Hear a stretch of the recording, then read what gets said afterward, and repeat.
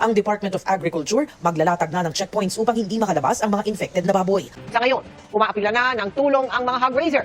Dahil sa matinding pinsalang idinulot ng bagyong Christine, isa sa pinaka-napuruhan ang bayan ng Laurel kung saan 10 ang naitalang patay. Alvin, alam mo, patuloy pa rin ang isinasagawang rescue operation ng iba't ibang ahensya ng gobyerno dito sa Lemery, Batangas. Devastates the Philippine province of Batangas, where at least 47 people were killed. The victims include 18 people who were buried alive in a landslide.